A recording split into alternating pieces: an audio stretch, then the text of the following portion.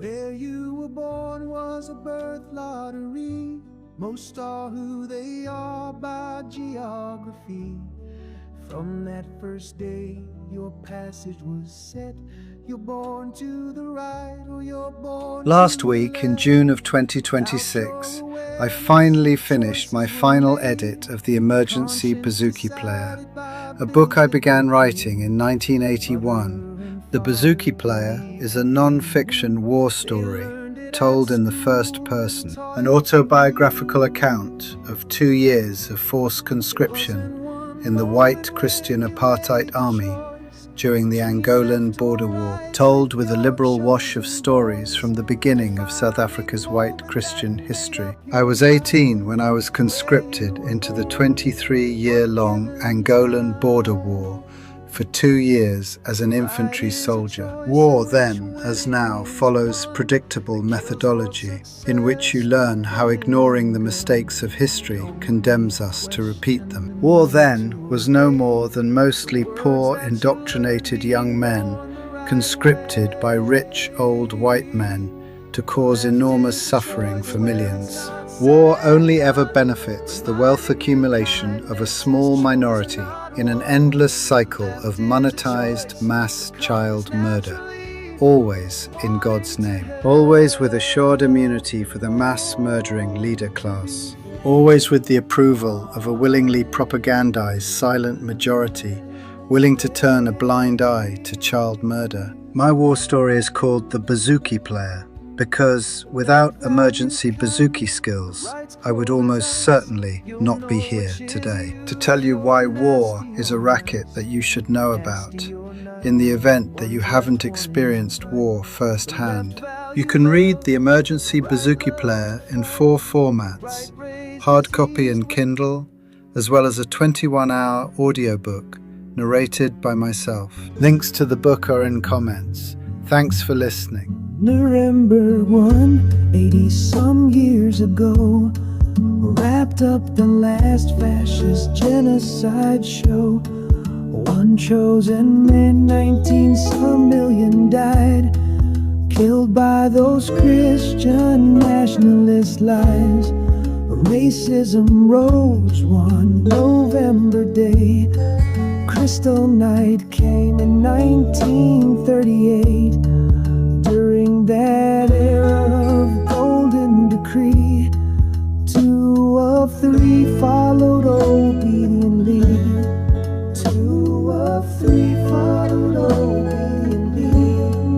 God chose those few, His faithful crew, to kill and to maim. Some claim they never knew.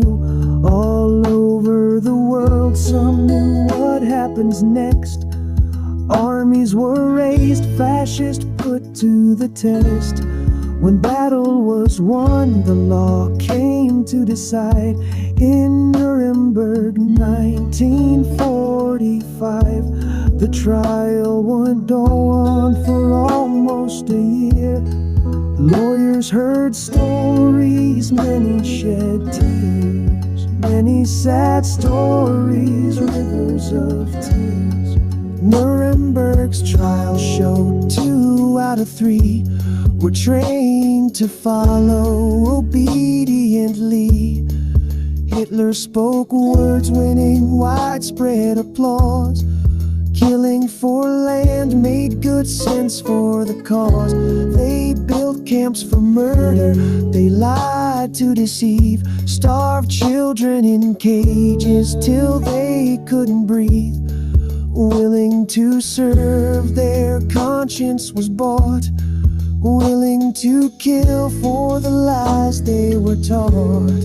Killing those kids in the ways they were taught.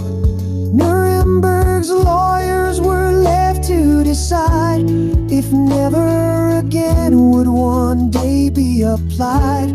But Nuremberg's court ruled no nations to blame. The fault lies with man, not with national shame. They sentenced the leaders, the symptom that saw. The voters who raised them faced no judgment call. Verdicts were written, lessons made law. Never again would the rich kill the poor. Never again should the rich kill the poor. Nuremberg ended with never again. 80 years later we look back on then. History teaches one lesson that's true. Without a rule of law, killers kill when they choose. Two ways this ends, I'll share both ways with you. One is extinction, one's Nuremberg too. The law works for all if it works equally. Not laws by the few for their prosperity. Laws just for some and all humanity. There's only one way, fascists don't win the fight. Nuremberg too is our northern starlight. Fascism ends by majority who see Zionist killers in Nuremberg too. Gold fascism ends with a calling card to explain their silence, say they never knew. Complicity by majority who wait to see judgment at Nuremberg too. They'll only know peace after Nuremberg too. Indemnify killers, one day they'll kill you.